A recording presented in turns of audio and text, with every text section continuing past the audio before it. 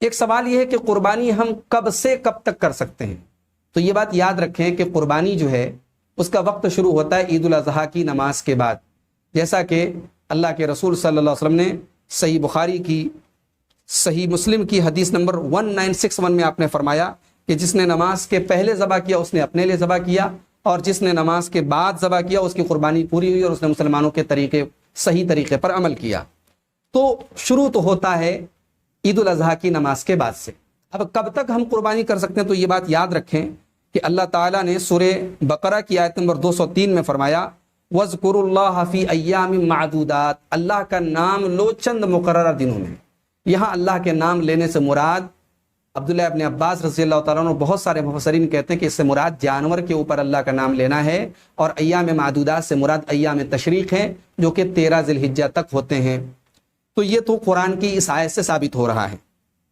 اس کے علاوہ یہ حدیث دیکھتے ہیں، سنن کبریٰ للبیہقی کی حدیث ہے 19270، 19270 نمبر کی حدیث ہے۔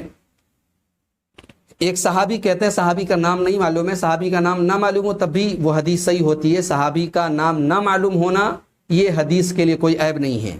تو ایک صحابی کہتے ہیں کہ اللہ کے نبی صلی اللہ علیہ وسلم نے قبیلہ غفار کے ایک آدمی سے فرمایا کہ قم فأذن، جاؤ اور تم یہ اعلان کرو انہ لا يدخل الجنت الا مؤمن، کہ جنت میں صرف مومن داخل ہوں گے، وانہا ایام اکل و شرب ایام منا، اور ایام منا جو ہیں، منا میں حاجیوں کے جو ٹھہرنے کے ایام ہیں وہ کھانے اور پینے کے دن ہیں، اور سلیمان بن موسیٰ کی روایت میں یہ الفاظ ہیں وذبح، اور ایام منا قربانی کے دن ہیں۔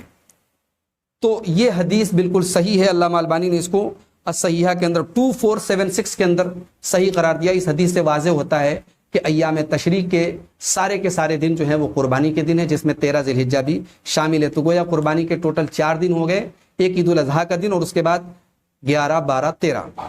اس کے علاوہ ایک اور حدیث ہے صحیح ابن حبان کی 3854 نمبر کی حدیث ہے۔ حضرت جبیر ابن مطعم کہتے ہیں اللہ کے رسول صلی اللہ علیہ وسلم فرمایا کل عرفات موقف، عرفات پورا کا پورا موقف ہے، اور ورفعوا ان عرنا، اور آپ نے فرمایا کہ جو ہے ورفعوا ان عرفہ، عرفہ سے تم لوگ تھوڑا دور ہٹے رہو، وکل مزدلفہ موقف، اور پورا کا پورا مزدلفہ موقف ہے، ورفعوا ان محصر، اور وادی محصر سے تھوڑا ہٹ کر کے رہو، فکل حجاج منا، فکل فجاج منا منحر، اور منا کی تمام گلیاں اور منا کے تمام راستے قربانی کی جگہ ہیں، وفی کل ایام التشریق ذبح، اور ایام تشریق سب کے سب قربانی کے دن ہیں۔ یہ صحیح ابن حبان کی حدیث ہے۔ علامہ البانی نے صحیح ابن حبان کے اوپر جو تعلیقات ہیں اس کی جلد نمبر 6 صفحہ نمبر 61 پر اس حدیث کو صحیح قرار دیا ہے۔ مسند احمد کے اندر بھی یہ حدیث موجود ہے 16751 نمبر، اور اسی طریقے سے مشکات کے اندر بھی یہ حدیث موجود ہے۔ تو یہ حدیث صحیح ہے۔ ان صحیح حدیثوں سے یہ بات معلوم ہوئی کہ 13 ذی الحجہ تک قربانی کی جا سکتی ہے، کوئی حرج کی بات نہیں۔ یہ الگ بات ہے کہ سب سے افضل دن جو قربانی کا ہے وہ پہلا دن ہے، جو اللہ کے رسول صلی اللہ علیہ وسلم کی عملی سنت ہے، جو آپ نے خود قربانی کی عید الاضحیٰ کے دن کی۔ لیکن اجازت ہے 4 دن تک کر سکتے ہیں، کوئی حرج کی بات نہیں۔ اگر ہم 11 کو کریں، 12 کو کریں، 13 کو کریں، کوئی حرج کی بات نہیں۔